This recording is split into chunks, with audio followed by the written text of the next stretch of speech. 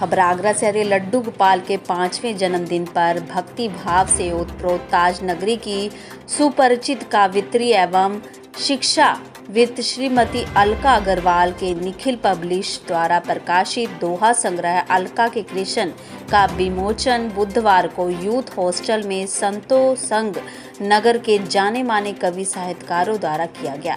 ललिता करमचंदानी, बबीता पाठक और कंचन चौधरी के मधुर स्वर में भगवान कृष्ण की भक्ति पर आधारित भजनों की रसधार ने सबको भाव विभोर कर दिया।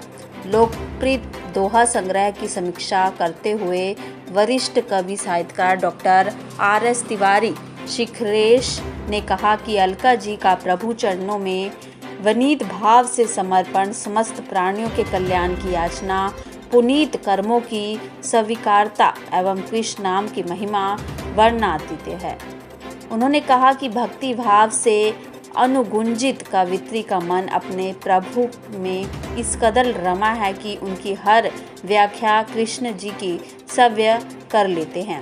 तिवारी शिखरेश, इस पुस्तक की मैंने समीक्षा की है और मैंने अलका जी को, लोगों को अंतर्दर्शन होते हैं, इनमें एक साक्षात प्रभु का आत्मसात देखा। अलका जी की दृष्टि दिव्य है और उनके भाव पवित्र हैं। उनकी तल्लीनता प्रभु में कुछ इस तरह समाई हुई है कि संपूर्ण सृष्टि नियंता प्रभु भगवान कृष्ण उनके रग रग में, शब्द शब्द में, वाणी की हर ध्वनि में एक प्रतिध्वनि स्थापित करते हुए नजर आते हैं।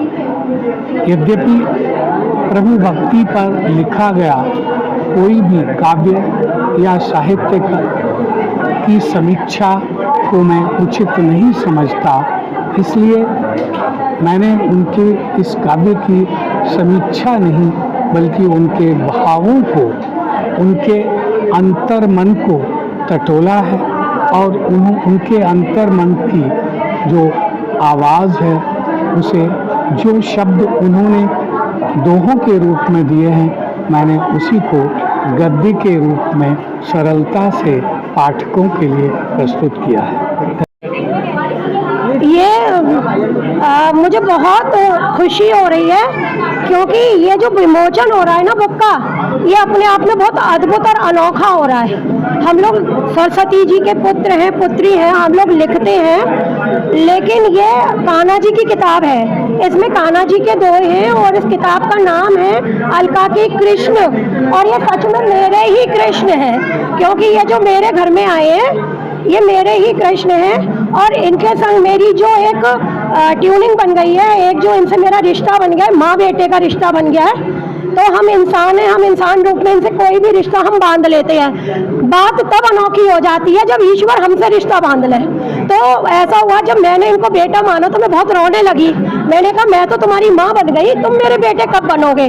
तो मुझे कुछ ऐसे प्रत्यक्ष प्रमाण मिले इनकी तरफ से कि वास्तव में मुझे लगता है ये मेरे बेटे हैं। एक बार का किस्सा मैं आपके माध्यम से लोगों तक पहुँचाना चाहती हूँ। आस्था का जीता जागता एक नमूना उदाहरण जो मेरे संग घटा। एक बार जब रात को मैं इनको भोग लगाना भूल गई तो ये मेरे सपने में आए और मैं उन दिनों में ये कहकर रोती रहती थी कि मैंने तुम्हें माँ मान लिया, तुम मुझे बेटा कब मानोगे? तो उस दिन ये हुआ कि ये भूखे सो गए और ये रात को सपने में आके रोने लगे, माँ मुझे भूख लग रही है। और मैंने कहा खाना खत्म बेटा।